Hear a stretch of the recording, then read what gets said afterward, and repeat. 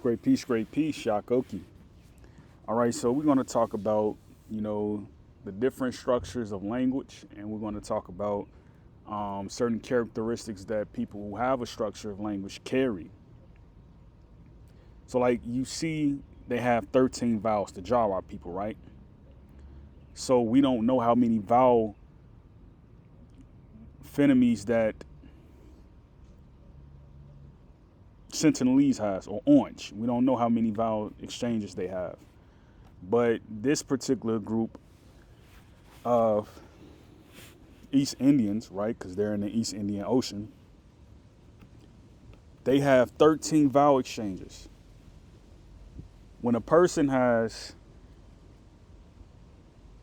a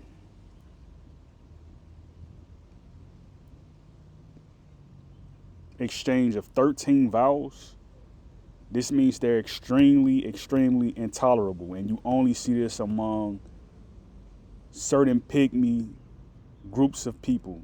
You only see this among certain of them. And I say that because you look at Chicago, for example, it's pygmies everywhere in Chicago. The average height amongst the pygmies, right, is like 5'8" and below. You know what I mean? And, you know, you listen to a colonizer, right?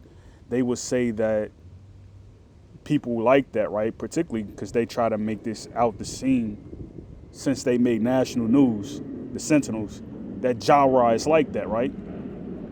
They don't say that they're intolerable. They say that they're violent.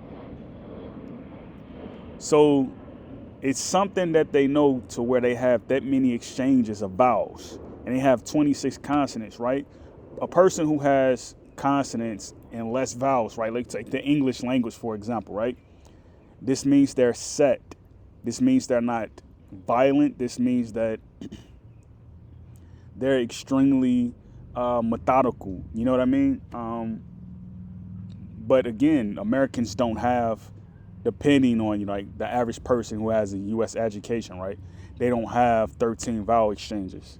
Now, a person who is developed in certain languages, right, and who has a certain level of knowledge, right? You know, like you take a rapper, for example. A rapper has more than one or three or four vowel exchanges, right? Especially if they're of a voodoo background, right? You take someone like Papoose, he has more than 4 or 5 vowel exchanges. He has more than that. But to the public, right, he only has like 3 or 4 vowel exchanges.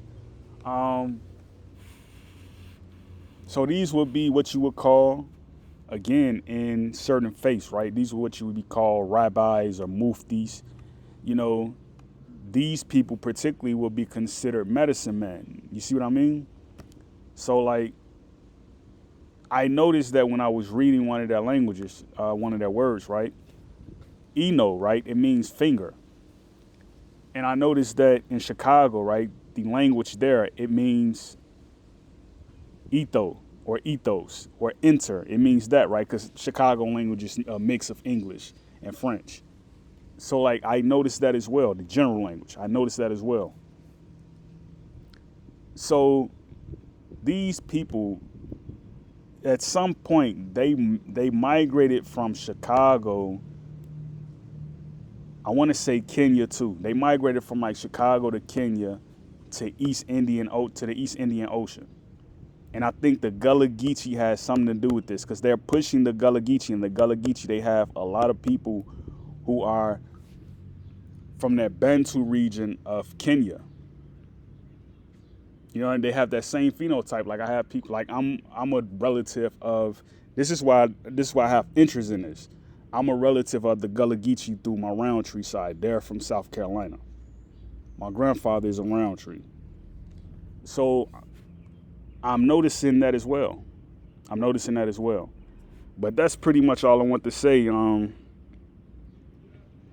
The language that they have, right? You know, we're learning it. We're definitely learning it.